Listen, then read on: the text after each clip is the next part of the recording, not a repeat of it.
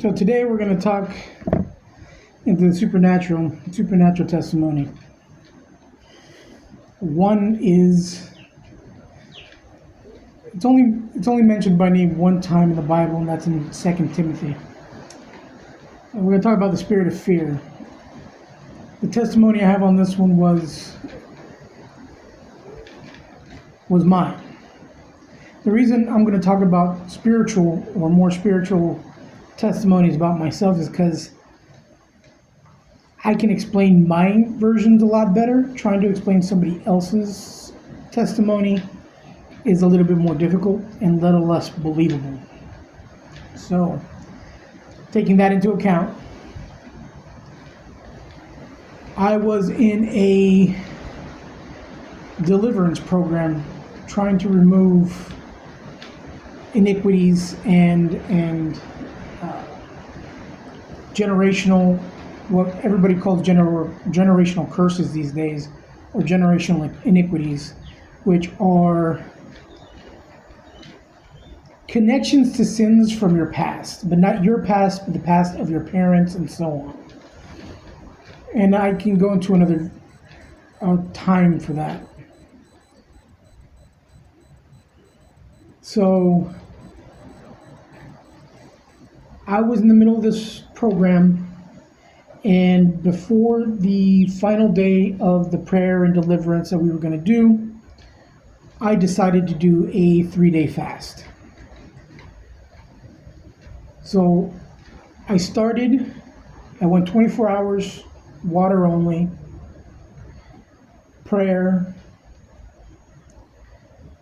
On the second day of the fast, I hadn't eaten in 24 hours. Second day of the fast, I start having symptoms of food poisoning.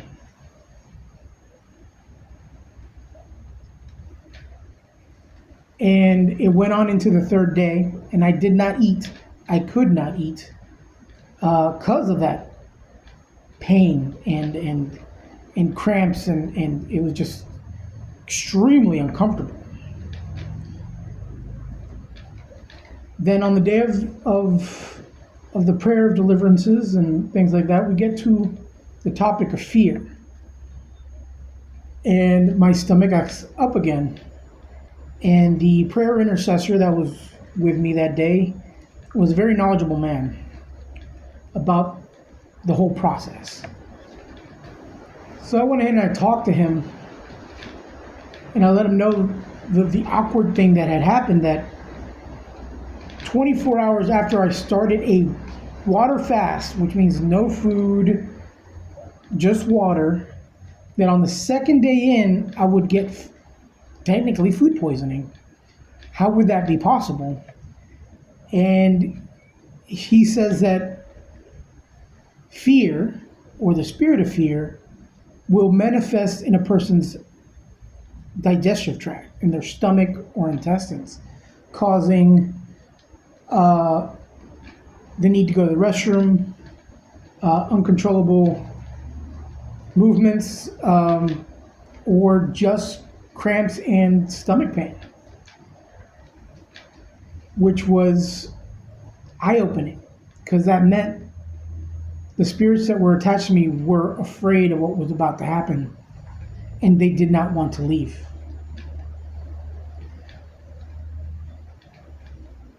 After that prayer, after that intercession, anytime I would get anxious to a point where there should be fear, I would no longer get stomach cramps. I would no longer get digestive issues. Because usually when I would get nervous or fearful of doing something, I would get very nauseated. So after that deliverance, I no longer had it, which just shows the spiritual nature of what we do. Like it states in 2 Timothy 1:7, God doesn't give us a spirit of fear, but of power and sound mind. We need to remember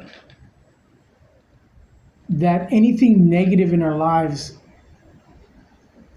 might be caused by some spirit. And I'm talking to the believers now, the people who've been walking this a while, the people who read their Bibles daily, the people who pray every morning and every night, the people who pray for others and not themselves. I'm talking to the real followers of Christ. The reason I say this is it's even mentioned in the Bible. There was blind men in the synagogues. They heard the sermons, but they were never cured. And then Jesus comes,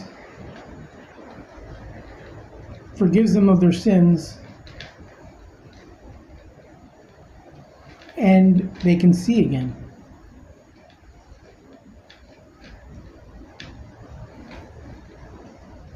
So please understand that this physical world that we live is only a third of what we are as individuals. Because we are body, we are mind, and we are soul. 2/3 of that lives in the spiritual world. Only 1/3 lives in the physical. So don't let your soul be confused by the physical when the spiritual is so much better. There are things that we don't see or hear or touch or feel because we haven't accepted Jesus into our lives the way we should, and we haven't allowed the Holy Spirit to open our eyes and to open our ears to see into the spiritual. And that only comes with desire. That only comes with zeal of wanting to get closer to the Lord, of wanting to build a relationship with God. And through that relationship, the Holy Spirit will be granted access to give you all those gifts mentioned in the New Testament. The ones loaded in, written in Romans, the ones written in Corinthians, the ones written in Galatians. All those gifts, all those fruits that we seem to not have a grasp on is given to us as needed by the Holy Spirit based on the relationship we have with Jesus Christ.